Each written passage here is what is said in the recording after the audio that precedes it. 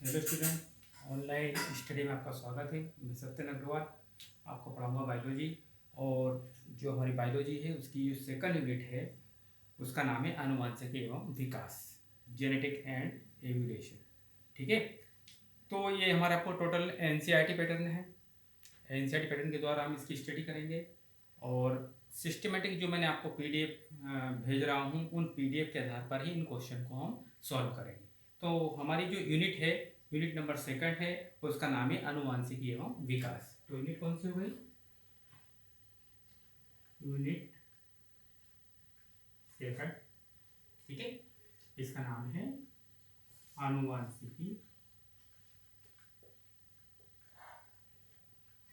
आनुवंशिकी और विकास।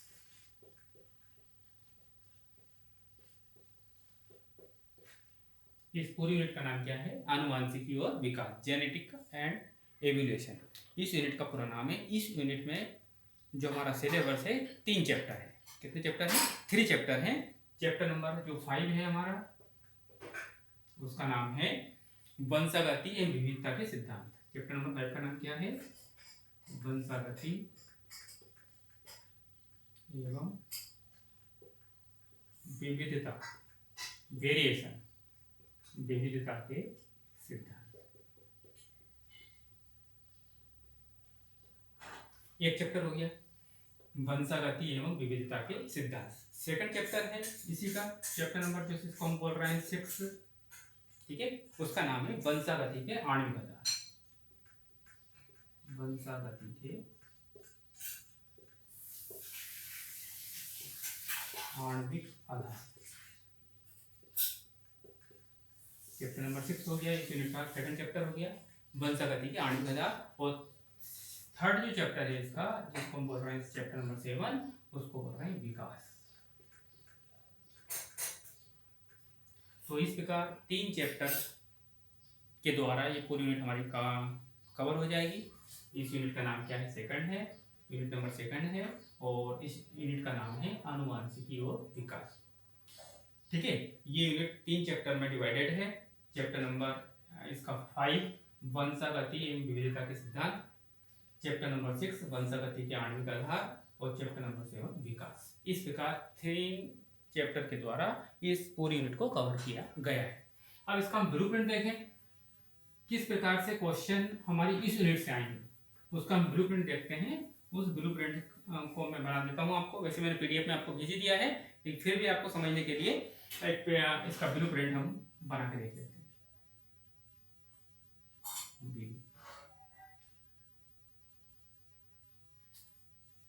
इसका अंक देखें तो ये 18 अंक की हमारी यूनिट है ना। 80 नंबर की यूनिट है हमारी। सबसे ज़्यादा नंबर इसी यूनिट के हैं। इसमें 1 नंबर के 5 क्वेश्चन पूछे जाएंगे, जिसको हम बोलते हैं ओटी क्वेश्चन। 1 नंबर वाले कितने क्वेश्चन आएंगे? 5 क्वेश्चन आएंगे। 2 नंबर वाला कोई क्वेश्चन नहीं आएगा इस यूनिट से, नील कह देते हैं अपन, कोई क्वेश्चन नहीं आना है 2 नंबर का इसमें से। 3 नंबर का कोई क्वेश्चन नहीं आना है, 3 नंबर के कोई क्वेश्चन नहीं आना है इसमें से। और 4 नंबर के 2 क्वेश्चन आना है। 4 नंबर के कितने क्वेश्चन आना है? 2। और 5 नंबर के कितने क्वेश्चन आना है? 1 क्वेश्चन आना है। इस प्रकार टोटल हमारे प्रश्न हो जाएंगे, टोटल क्वेश्चन हो जाएंगे 3 क्वेश्चन। बड़े क्वेश्चन कितने हो जाएंगे हमारे? 3। तो 18 नंबर की यूनिट है। 2 नंबर 3 नंबर इसमें से क्वेश्चन नहीं पूछे जाएंगे। 4 नंबर 2 क्वेश्चन आएंगे, 5 नंबर के 1 क्वेश्चन आएगा। इस प्रकार से 3 क्वेश्चन हमारे इस यूनिट से आएंगे और 5 नंबर के ओटी क्वेश्चन आएंगे, वस्तुनिष्ठ प्रश्न आएंगे। ठीक है, तो चैप्टर नंबर जो 5 इस यूनिट का जो पहला चैप्टर है उसका नाम क्या है? चैप्टर नंबर 5 वंशागति विविधता के सिद्धांत। इसके बारे में बात कर रहे हैं। वंशागति एवं विविधता के सिद्धांत।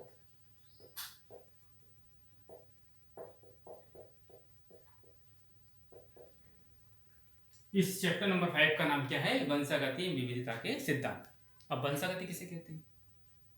एक क्वेश्चन उठ रहा है हमारे सामने। वंशागति का मतलब एक वंश के लक्षण अगले वंश में पहुंचना, या पेरेंट्स के लक्षणों का संतानों में आना, क्या कहलाता है? वंशागति। क्या कहलाता है? वंशागति। विविधता, वेरिएशन, विविधता का मतलब क्या है, एक ही जाति के जीवों में पाए जाने वाले जो अंतर हैं, जो वेरिएशन है, जो अंतर है, उसको हम बोलते हैं विविधता। तो इसी के बारे में हमारा पूरा चैप्टर बेस्ड है किसके ऊपर, वंशागति विविधता के ऊपर है। अब वंशागति या आनुवंशिक इसको बोलते हैं हम, तो इसकी नींव सबसे पहले रखी थी मेंडल ने। किसने रखी थी, मेंडल, ग्रेगर जॉन मेंडल। पूरा नाम क्या है इसका, Gregor John Mendel. Gregor John Mendel ने सबसे पहले आनुवंशिकी की नींव रखी थी। लेकिन उस समय जब इन्होंने नींव रखी थी, जिस समय इन्होंने प्रयोग किए थे, उस समय आनुवंशिकी के बारे में कोई ज्ञान नहीं था, कोई शब्द नहीं था। तो इन्होंने प्रयोग किए, एक पौधा यूज किया इन्होंने, इसको उपयोग किया। उस पौधे का नाम था मटर, मटर का पौधा। कौन सा पौधा यूज किया, मटर का पौधा। इसका हम वानस्पतिक नाम देखें मटर के पौधे का तो है पाइसम सेटाइवम।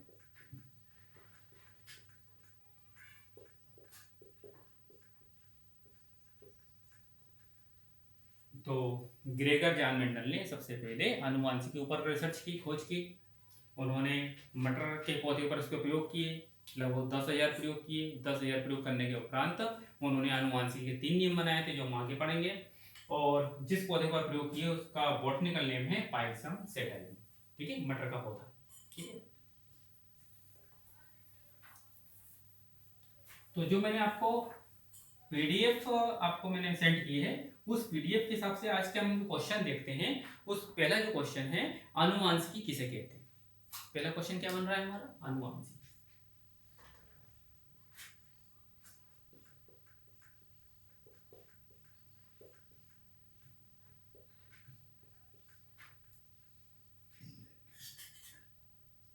कौन सा बन रहा है हमारा, आनुवंशिकी किसे कहते हैं। इंग्लिश में इसको बोलते हैं जेनेटिक्स। इंग्लिश में क्या बोलते हैं इसको, जेनेटिक्स। तो जो हमारा चैप्टर है आनुवंशिकी विविधता के सिद्धांत, उसके हम छोटा सा क्वेश्चन की बात करें तो उसका क्वेश्चन बन रहा है आनुवंशिकी किसे कहते हैं, व्हाट इज जेनेटिक्स। ठीक है, तो उसके जो डेफिनेशन है, जो मैंने पीडीएफ के हिसाब से आपको मैं बताना चाह रहा हूँ, वो क्या है उसकी डेफिनेशन, जीव विज्ञान की वह शाखा जिसमें आनुवंशिकता तथा विविधता का अध्ययन किया जाता है, आनुवंशिकी कहलाती है। किसे कह रहे हैं आनुवंशिकी, जीव विज्ञान की वह शाखा जिसमें आनुवंशिकता तथा विविधता का अध्ययन किया जाता है, उसे क्या कहते हैं, आनुवंशिकी। आनुवंशिकी या जेनेटिक शब्द का सर्वप्रथम प्रयोग किसने किया था, विलियम बेटसन ने। किसने किया था, विलियम बेटसन। कोई आपका छोटा सा क्वेश्चन बन रहा है, जेनेटिक्स या आनुवंशिकी शब्द का प्रयोग सर्वप्रथम किसने किया, विलियम बेटसन ने किया। ठीक है, जीव विज्ञान की वह शाखा जिसमें आनुवंशिकता एवं विभिन्नता का अध्ययन किया जाता है, उसे कहते हैं आनुवंशिकी। और आनुवंशिकी जो शब्द है, जो टर्म यूज किया है, वो किसने किया है, विलियम और बेटसन ने। तो छोटा सा जो क्वेश्चन हमारा पीडीएफ का था, आनुवंशिकी क्या है, तो आपको समझ में आ गई आनुवंशिकी किसे कह रहे हैं। एक बार बता रहा हूँ, जीव विज्ञान की वह शाखा जिसमें आनुवंशिकता एवं विभिन्नता का अध्ययन किया जाता है, उसे क्या कहते हैं, आनुवंशिकी। और आनुवंशिकी जो शब्द है, जो टर्म्स है, जिसने यूज किया है, वो किसने किया है, विलियम बेटसन ने। ठीक है, वैसे मेंडल ने सबसे पहले आनुवंशिकी के ऊपर प्रयोग किए, लेकिन उस समय ये शब्द नहीं दिया था। कौन सा शब्द, आनुवंशिक शब्द, ये किसने दिया, विलियम और बेटसन ने। ठीक है, इसी के अनुसार सेकंड जो क्वेश्चन है हमारा पीडीएफ के अनुसार, वो क्या बन रहा है, आनुवंशिकता किसे कहते हैं। सेकंड क्वेश्चन क्या बन रहा है हमारा, आनुवंशिकता।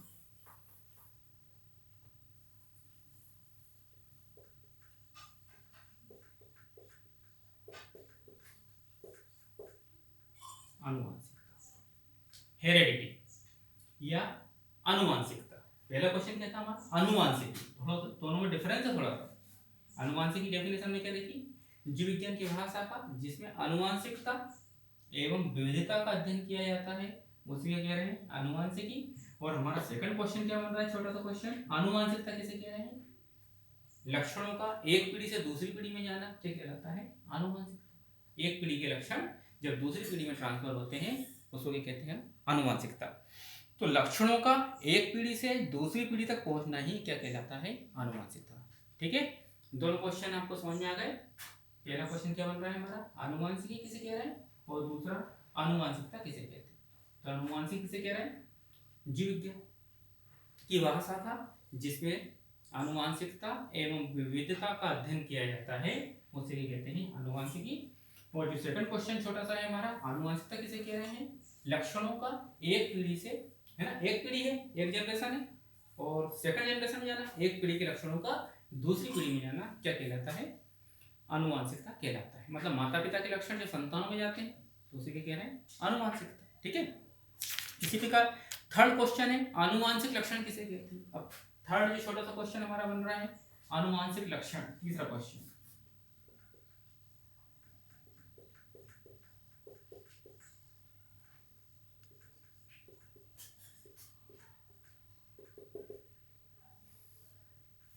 छोटा सा क्वेश्चन बन रहा है, आनुवांशिक लक्षण किसे कहते हैं? ठीक है। देखो, जीवों में उपस्थित, जो जीव है, कोई सा भी जीव हो, जीवों में उपस्थित संरचनात्मक, है ना, जो उसकी संरचना है, कार्यात्मक, जो कार्य करता है, मनोवैज्ञानिक, जो सोचता है, विचारता है, तथा असामान्य लक्षण, है ना, और बहुत सारे कैरेक्टर होते हैं, लक्षण जो कि पीढ़ी दर पीढ़ी स्थानांतरित होते हैं, उसे क्या कहते हैं? आनुवांशिक लक्षण। मतलब क्या है? जीवों में उपस्थित संरचनात्मक, मतलब उसकी शरीर की जो संरचना है, कुत्ते का बच्चा कुत्ते जैसे ही होगा, हाथी का बच्चा हाथी जैसा होगा, होगा नहीं होगा, तो उसको क्या बोलेंगे हम? संरचनात्मक लक्षण। कार्यात्मक लक्षण, कार्यात्मक मतलब उसकी कार्यशैली कैसी है? पक्षी का बच्चा होगा तो उड़कर जाएगा, जाएगा नहीं जाएगा? पक्षी जो है, जो बर्ड्स है, बर्ड्स की संतान होगी तो उसमें एक लक्षण उसको पैतृक मिला हुआ है, उसके पेरेंट्स से मिला हुआ, कौन सा? उड़ना। सांप का बच्चा रेंगेगा, मेंढक का बच्चा कूदेगा, जंप लगाएगा, घोड़े का बच्चा दौड़ेगा, हम लोग द्विपादी हैं, हम दो पैर चलते हैं। तो ये क्या लक्षण है? कार्यात्मक लक्षण है, हमारी कार्य की कैसी है, हमारी संरचना कैसी है। मनोवैज्ञानिक, हमारे विचार चिंतन शक्ति हर जीव की अलग अलग होती है ना, तो मनोवैज्ञानिक। तथा असामान्य लक्षण, एक एबनॉर्मल जो कैरेक्टर होते हैं, असामान्य जो लक्षण है, एक पीढ़ी दर पीढ़ी जब स्थानांतरित होते हैं तो उसे कहते हैं आनुवांशिक लक्षण। कुल मिला के बात क्या है? आनुवांशिक लक्षण मतलब पितरों के लक्षण, अपने पेरेंट्स के जो कैरेक्टर हैं, जो लक्षण हैं, वो सब संतानों में जाते हैं, तो वो जो लक्षण संतानों में जा रहे हैं उन लक्षण को बोलते हैं आनुवांशिक लक्षण। ठीक है। किसी के पेरेंट्स लंबे हैं तो संतान भी लंबी हुई मान लीजिए, तो जो लंबापन का जो गुण है वो क्या कहलाएगा? आनुवांशिक लक्षण। किसी पेरेंट्स के बाल काले हैं, संतानों के बाल भी काले आ रहे हैं, तो वो लक्षण कौन सा होगा? आनुवांशिक लक्षण। किसी पेरेंट्स की आंखों का रंग भूरा है और संतानों की आंखों का रंग भी भूरा आ रहा है, तो कौन सा लक्षण हुआ? आनुवांशिक लक्षण हुआ। मतलब पेरेंट्स के लक्षण है, जनक के जो लक्षण है, संतानों में जाते हैं, तो उन लक्षण को बोलते हैं आनुवांशिक लक्षण। ठीक है। तो अनुमान, पहला क्वेश्चन क्या बन रहा था हमारा? आनुवांशिकी। दूसरा क्वेश्चन क्या बना था हमारा? आनुवांशिकता। और तीसरा क्वेश्चन क्या बन रहा है? आनुवांशिक लक्षण। आनुवांशिक लक्षण किसे बोलेंगे? जो हमको पेरेंट्स से, हमारे जनक से प्राप्त होते हैं, उन्हें क्या कहते हैं? आनुवांशिक लक्षण। ठीक है। अब बात सामने आ रही है हमारी विविधता। जो फोर्थ क्वेश्चन बन रहा है, विभिन्नता या विविधता किसे कहते हैं या कितने प्रकार की होती है? थर्ड क्वेश्चन है, फोर्थ क्वेश्चन जो बन रहा है, विभिन्नता, वेरिएशन, विभिन्नता, या इसको हम दूसरा शब्द यूज कर सकते हैं, सिनोनिम इसका है विविधता। विविधता का मतलब भी क्या होता है? अंतर। विभिन्नता का मतलब भी क्या होता है? अंतर। विभिन्नता या विविधता किसे कहते हैं या कितने प्रकार की होती है? तो विभिन्नता की बात करें, वेरिएशन की बात करें, तो एक ही जाति की बात कर रहे हैं हम। मनुष्य जाति है, एक ही जाति हो गई। कुत्ता एक जाति है, बिल्ली एक जाति है, गाय एक जाति है। हम एक जाति की बात कर रहे हैं, ना कि एक पर्टिकुलर एक व्यक्ति की बात कर रहे हैं, है ना। यहाँ पर एक जाति की बात कर रहे हैं। विभिन्नताएं, एक ही जाति के विभिन्न सदस्यों में, एक ही जाति के जो विभिन्न सदस्य हैं, एक ही जाति के विभिन्न सदस्यों में पाए जाने वाले आकार में, कार्य की, जो उसकी कार्यशैली है, व्यवहारिक अंतर को विभिन्नता कहते हैं। एक ही जाति के जीवों में पाए जाने वाले आकार की, कार्य की, व्यवहारिक जो अंतर है, उसे कहते हैं विभिन्नताएं कहते हैं। एक ही पेरेंट्स की जो संतानें होती हैं, भाई बहन होते हैं, उनमें भी आपस में अंतर होता है। भले वो एक ही पेरेंट्स संतान हो, एक लंबा हो सकता है, ठंडा हो सकता है, एक गोरा हो सकता है, एक काला हो सकता है, एक बुद्धिमान हो सकता है और एक मूर्ख हो सकता है। तो एक ही जाति है, एक ही पेरेंट्स है, उनकी जो संतानें हो रही हैं वो एक ही जैसी हैं, लेकिन फिर भी उनमें अंतर पाया जा रहा है। वो फोटो कॉपी तो नहीं है दूसरे की, कार्बन कॉपी तो नहीं है। एक ही पेरेंट्स की संतान भाई बहन है, वो एक दूसरे शकल में, लंबाई में, कलर में, बुद्धि में, है ना, जो अंतर रखते हैं उसको कहते हैं विभिन्नता। तो हमारा जो क्वेश्चन बन रहा था वो क्वेश्चन यही था 4th नंबर का, विभिन्नताएं या विविधता किसे कहते हैं, यह कितने प्रकार की होती है। तो विभिन्नताएं या वेरिएशन एक ही जाति के विभिन्न सदस्यों में पाए जाने वाले आकारिकी, कार्यकी, व्यवहारिक अंतर को विभिन्नताएं कहते हैं। It clear. अब इसके प्रकार की बात करें, विभिन्नताएं दो प्रकार की होती हैं। विभिन्नता के हम टाइप्स देखें, विभिन्नता के प्रकार,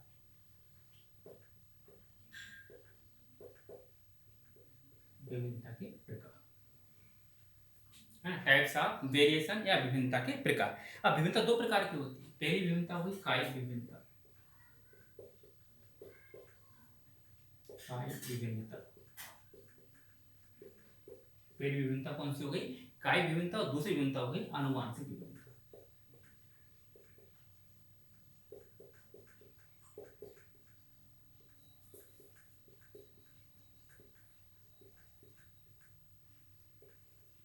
तो विभिन्नता को कितने भागों में बांट दिया, दो भागों में बांट दिया, कायिक विभिन्नता और आनुवंशिक विभिन्नता। तो पहली बात कर रहे हैं हम सबसे पहले कायिक विभिन्नता। कायिक, कायिक का मतलब क्या होता है, बॉडी, काया, शरीर, है ना। तो जो शरीर है उस शरीर में जो अंतर है, कोई लंबा है, कोई ठिकना है, कोई काला है, कोई गोरा है, ठीक है, ये जो क्या होगी कायिक विभिन्नता। आनुवंशिक उसके जो जीन्स है, जो जीन्स में उसके जन्म काल में जो विविधता है उसको क्या बोलेंगे हम, आनुवंशिक विभिन्नता। तो सबसे पहले हम बात कर रहे हैं कायिक विभिन्नता की। इस प्रकार की विभिन्नता वातावरणीय प्रभाव के कारण से उत्पन्न होती है। जो हमारा वातावरण है, जिस वातावरण हम निवास कर रहे हैं, वातावरण अलग अलग होता है हर जगह का, तो इस प्रकार की जो विभिन्नता वातावरणीय प्रभाव के कारण उत्पन्न होती है तथा जीवों के शरीर पर स्थानीय परिवर्तन उत्पन्न करती है। तो ऐसी विभिन्नता जो वातावरणीय परिवर्तन कारण से उत्पन्न होती है, ऐसी विभिन्नता को बोलते हैं हम कायिक विभिन्नता। ये विभिन्नताएं आवंशागत होती है।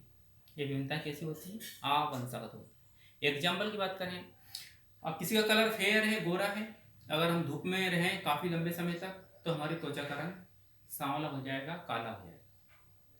तो किस कारण से उत्पन्न हुई, जो काला रंग आया किस कारण से आया, वातावरण के प्रभाव से आया, आया कि नहीं आया। तो वातावरण के प्रभाव से जो विविधता उत्पन्न हो रही है उसको बोलते हैं वातावरणीय विविधता। हम अमेरिका की बात करें, हम इंग्लैंड की बात करें, वहाँ के जो लोग हैं, वहाँ के जो मनुष्य लंबे हैं, गोरे हैं।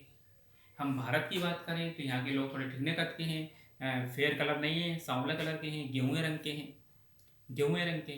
तो ये जो अंतर आया, वो अंतर किस कारण से आया, अलग अलग देश की जलवायु, अलग अलग देश का जो क्लाइमेट है, वातावरण है, वो कैसा है, अलग अलग है।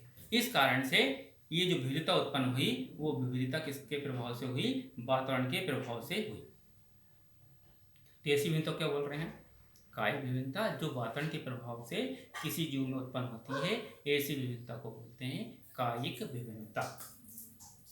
ठीक है, किसके प्रभाव से, वातावरण के प्रभाव से, अपने आसपास का जो माहौल है, आसपास का जो क्लाइमेट है, उस क्लाइमेट के कारण से जो अंतर उत्पन्न हो रहा है, जो विभिन्नता उत्पन्न हो रही है, उसको क्या बोल रहे हैं, कायिक विविधता या कायिक विभिन्नता। ये इंग्लिश में बोल सकते हैं सोमेटिक वेरिएशन। क्या बोल सकते हैं इसको, सोमेटिक वेरिएशन। और दूसरी है हमारी आनुवांशिक विभिन्नता। ठीक है, जेनेटिकली जो हमारे जीन्स है, हमारा जो जन्म प्लान है, उसमें जो विभिन्नता है उसको क्या बोलेंगे हम, आनुवांशिक विभिन्नता। तो जेनेटिक वेरिएशन, इस प्रकार की विभिन्नता जीवों के जन्म प्लान में, जो जन्म प्लान में हमारा जो कोशिका द्रव्य है, हमारे जो जीन्स है, हमारे जो डीएनए है, जन्म प्लान में होने वाले परिवर्तन के कारण से उत्पन्न होती है। इस प्रकार की विभिन्नता जीवों के जन्म प्लान में होने वाले परिवर्तन के कारण से उत्पन्न होती है, क्योंकि जन्म कोशिका जनन में भाग लेती है। जन्म कोशिका किस में भाग लेती हैं, जनन में भाग लेती हैं। ये विभिन्नताएं वंशागत होती हैं। ये विभिन्नताएं क्या होती हैं, वंशागत होती हैं। तो ऐसी विभिन्नताएं जो हमारे जन्म प्लान में हो रही है, हमारे डीएनए में हो रही है, हमारे जीन्स में हो रही है, तो ऐसी विभिन्नताएं जब आती हैं तो क्या होती हैं, वंशागत होती हैं, एक पीढ़ी से दूसरी पीढ़ी में पहुंचती हैं। ठीक है, तो विभिन्नताओं कितनी कैटेगरी में बांट दिया, 2 कैटेगरी में बांट दिया, 2 भागों में बांट दिया, कायिक विभिन्नता और आनुवंशिक विभिन्नता। ठीक है, कायिक विभिन्नता किस कारण से हो रही है, वातावरणीय प्रभाव के कारण से उत्पन्न हो रही है। वातावरण बदलता है तो विभिन्नताएं आती हैं, और आनुवंशिक भिन्नता कब आती है? जब जर्म प्लाज्म हमारे डीएनए, जो हमारा स्पर्म है, हमारे जो युग्मक हैं, हमारे जो अंडाणु हैं, उनमें जो अंतर उत्पन्न होगा किसी भी कारणवश, तो उनसे जो अंतर उत्पन्न होगा, जो नए लक्षण आएंगे, उसको नए लक्षण क्या बोलेंगे? आनुवंशिक भिन्नता। तो जो हमारा फोर्थ क्वेश्चन था, विभिन्नता या विविधता किसे कहते हैं या कितने प्रकार की होती है? तो विभिन्नता किसे कह रहे हैं? एक ही जाति के जीवों में पाए जाने वाले जो कार्य की है, आकार की है, संरचनात्मक जो अंतर है, उसको क्या बोलते हैं? विभिन्नता बोलते हैं। ठीक है, नेक्स्ट क्वेश्चन बन रहा है हमारा, विभिन्नताओं का महत्व लिखिए। जो विभिन्नताएं उत्पन्न हो रही है किसी भी जीव में, उसका क्या महत्व है? विभिन्नताओं का हमारे लिए क्या महत्व है, तो उसके बारे में पढ़ रहे हैं। नेक्स्ट क्वेश्चन है हमारा, विभिन्नताओं का महत्व। विभिन्नताओं का महत्व,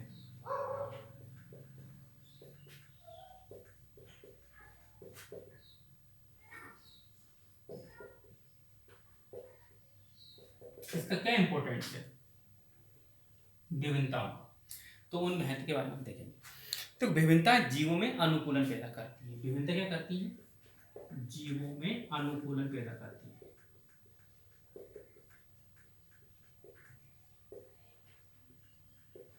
अनुकूलन पैदा करती है।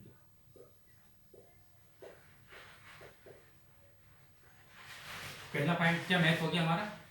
जो विभिन्नताओं का महत्व, हमारा क्वेश्चन बन रहा है, विभिन्नताओं का महत्व लिखिए। तो विभिन्नताओं का क्या महत्व है? पहला महत्व क्या है? विभिन्नताएं जीवों में अनुकूलन। अनुकूलन का मतलब समझते ही हो, अपने आप को अपने वातावरण के अनुसार ढालने की जो क्षमता होती है, उसे कहते हैं अनुकूलन या एडेप्टेशन पैदा करती है। पहला पॉइंट। दूसरा पॉइंट लिखा है हमारा, विभिन्नताओं के कारण जीवों में नए लक्षण उत्पन्न होते हैं। इसी कारण से क्या आते हैं? जीवों में नए लक्षण आते हैं, नए नए कैरेक्टर आते हैं। नए नए कैरेक्टर आएंगे तो विविधता उत्पन्न होगी, है ना, नई नई जातियों की उत्पत्ति होगी। ये तो क्या होगा? धरती के ऊपर सभी एक जैसे होते हैं। हमको जो वेरिएशन दिख रहे हैं, जो अंतर दिख रहा है एक दूसरे में, वो अंतर किस लिए आया? विभिन्नताओं कारण से आया। तो एक तो पहला पॉइंट क्या हो गया? जीवों में अनुकूलन पैदा करती है विभिन्नताएं। दूसरा, जीवों में नए लक्षण उत्पन्न करती है। तीसरा, विभिन्नताओं के कारण नई जातियों की उत्पत्ति होती है। जब विभिन्नता आएंगे तो नई नई जातियों की उत्पत्ति होगी, नई जातियों की, नई स्पीसीज की, न्यू स्पीसीज की क्या होगी? उत्पत्ति होगी। नई नई जातियां बनेगी। नई नई जातियां बनेगी तो हमारे सामने, हमारी पृथ्वी के ऊपर नई एक जीव जाति का विकास हो जाएगा। आज 22 लाख जीव जातियां धरती के ऊपर हैं। क्यों है 20 लाख जीव जातियां या 22 लाख जीव जातियां? क्योंकि विभिन्नताएं हुई, विभिन्नताओं के कारण से नए नए लक्षण आए। नए नए लक्षण आने वाली पीढ़ियों में ऐसे आते गए एक समय ऐसा आया कि एक नई जाति की उत्पत्ति हो गई। हम लोगों की उत्पत्ति हुई बंदरों से। हमारे जो पूर्वज हैं, हजारों साल पहले बंदर के रूप में आए थे हम धरती के ऊपर। और धीरे धीरे जो विभिन्नता आई तो आज आए हम ह्यूमन जाति के रूप में, मानव जाति के रूप में स्थापित हो गए। तो विभिन्नताओं के कारण से नई नई जातियों की उत्पत्ति होती है। पहला पॉइंट क्या था? विभिन्नताओं का महत्व में जीवों में अनुकूलन पैदा करती है। विभिन्नताएं जीवों में नए लक्षण लाती हैं। विभिन्नताओं के कारण से नई जातियों की उत्पत्ति होती है। फोर्थ पॉइंट है, विभिन्नताओं के कारण से विकास होता है। क्या होता है? विकास होता है, डेवलपमेंट होता है, विकास होता है। विभिन्नताओं के कारण से विकास होता है। विभिन्नताओं के कारण प्रत्येक जीव की अपनी पहचान होती है। सबसे इंपॉर्टेंट पॉइंट है ना, प्रत्येक जीव की स्पेशल पहचान है, अपनी एक पहचान होती है। ये तो क्या होता? सभी मनुष्य एक जैसे सकल सूरत के हो जाते, तो हमारे हम सबसे बड़ी समस्या हो जाती है, हम पहचान ही नहीं पाते। तो हम पहचान रहे हैं, लोगों को जान रहे हैं, पहचान रहे हैं। कारण क्या है कि हर जीव की, हर मनुष्य का एक निश्चित या अलग प्रकार की शकल सूरत है, लंबाई है, बुद्धि है। तो उसके अनुसार उसका आचरण है, उसके अनुसार हम उसको पहचान रहे हैं। हम आवाज़ से पहचान लेते हैं, किसी व्यक्ति की हम चाल से पहचान लेते हैं कौन आ रहा है। तो चाल अलग है, भाषा अलग है, शारीरिक संरचना अलग है, सकल सूरत में अंतर है। तो उस अंतर कारण से ही एक व्यक्ति दूसरे व्यक्ति को पहचान अलग अलग बन पा रहे हैं, हम उसको पहचान पा रहे हैं। तो विभिन्नता का महत्व हो गया हमारा। जीवों में अनुकूलन पैदा करती है, जीवों में नए लक्षण आते हैं, नई जातियों की उत्पत्ति होती है, विकास होता है, प्रत्येक जीव की अपनी पहचान होती है। तो ये हमारा 5th नंबर का जो क्वेश्चन था, विभिन्नताओं का महत्व लिखिए, ये हमारा क्लियर हो गया। ठीक है, तो जो हमारा चैप्टर नंबर 5 है, यूनिट नंबर 2 का, उसका नाम क्या है? वंशागतीय विविधता के सिद्धांत। तो वंशागति का मतलब मैंने आपको बताया, ठीक है। एक पीढ़ी के लक्षण जब दूसरी पीढ़ी में पहुंचते हैं तो उसको क्या बोलते हैं, वंशागति। विविधता, जब लक्षण पहुंचते हैं तो कुछ नए लक्षण भी उत्पन्न होते हैं, उस कारण से नए नए लक्षण उत्पन्न होने के कारण से जीवों में अंतर आ जाता है, विभिन्नताएं आती है, उसको बोलते हैं विविधता। उसका सिद्धांत हम पढ़ेंगे इस यूनिट में। लेकिन सबसे पहले हमने इसका क्या पढ़ा, बेस। पहला क्वेश्चन पढ़ा था हमने अनुवांशिक किसे कहते हैं, दूसरा क्वेश्चन पढ़ा आनुवांशिकता किसे कहते हैं, तीसरा क्वेश्चन पढ़ा आनुवांशिक लक्षण किसे कहते हैं, चौथा क्वेश्चन पढ़ा हमने विभिन्नता किसे कहते हैं, ये कितने प्रकार की होती है, पांचवा क्वेश्चन पढ़ा विभिन्नताओं का महत्व लिखिए, और सिक्स जो क्वेश्चन है, मेंडल ने अपने प्रयोग में मटर के पौधे का चयन क्यों किया, कारण लिखिए। मैंने सबसे पहले आपको एक शब्द बताया था कि जो आनुवांशिकी है, जो हम आनुवांशिक बारे में जो अध्ययन कर रहे हैं, इस अध्ययन की जो नींव है, इसका जो नींव रखी इस विज्ञान की, वो कौन थे, इसके जनक मेंडल। तो आनुवांशिकी की जो नींव है सबसे पहले किसने रखी थी, ग्रेगर जॉन मेंडल ने रखी थी। मटर के पौधे के ऊपर उन्होंने प्रयोग किए थे। मटर के पौधे का वानस्पतिक नाम है पाइसम सेटाइम। तो मेंडल ने अपने प्रयोग में मटर के पौधे का चयन क्यों किया, अन्य पौधों का क्यों नहीं किया, वो क्वेश्चन हमारा बन रहा, रीजनिंग वाला क्वेश्चन है, एनसीईआरटी का क्वेश्चन है। कौन सा क्वेश्चन है, एनसीईआरटी का एक रीजन वाला क्वेश्चन है। मेंडल ने अपने प्रयोग में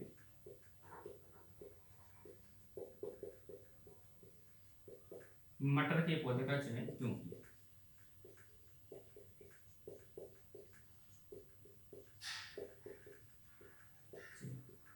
क्यों किया, ये हमारा क्वेश्चन रीजन वाला क्वेश्चन है, एनसीईआरटी का क्वेश्चन। किसका क्वेश्चन है, एनसीईआरटी।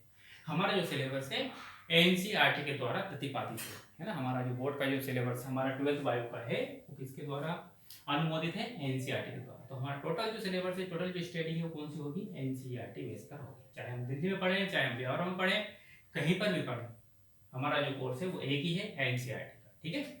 तो जो हमारा नेक्स्ट क्वेश्चन बन रहा है, मेंडल ने अपने प्रयोग में मटर के पौधे का चयन क्यों किया, क्या कारण है कि मेंडल ने अपने प्रयोग में मटर के पौधे का ही चयन किया, अन्य पौधे का भी कर सकते थे, कोई से पौधे ले सकते थे, लेकिन मटर के पौधे का चयन करने का क्या कारण रहा, उन कारणों के बारे में हम थोड़ा सा पढ़ते हैं। तो इसका पहला कारण है, मटर का जो पौधा होता है एक वर्षीय होता है। सबसे मेन कारण क्या है इसका, पहला कारण क्या था इस पौधे के चयन का, मेंडल ने इस पौधे का चयन क्यों किया, इसका पहला कारण था मटर का पौधा क्या होता है, एक वर्षीय।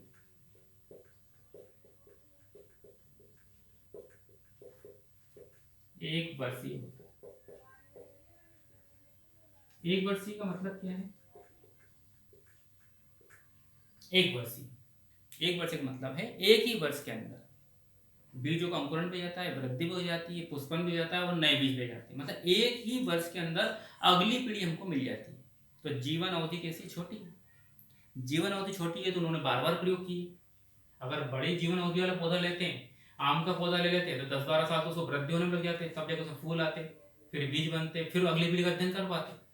तो इतना बड़ा जीवन तो है ही किसी व्यक्ति के पास कि बहुत सारी पीढ़ियों का अध्ययन कर सके। तो मेंडल ने मटर के पौधे का चयन का मुख्य कारण पहला क्या रहा कि मटर का जो पौधा है उसकी जीवन अवधि कैसी, एक वर्ष, ठीक है ना, बहुत कम जीवन अवधि, जिस कारण से नेक्स्ट जनरेशन है, दूसरी पीढ़ी है, तुरंत हमको मिल जाती है। तो पहला कारण था मटर का पौधा एक वर्षीय होने के कारण इसका जीवन चक्र छोटा होता है, जिस कारण मटर के पौधे का अध्ययन कई पीढ़ियों तक किया जा सकता है। एक व्यक्ति अपने जीवन में बहुत सारी पीढ़ियों का अध्ययन कर सकता है।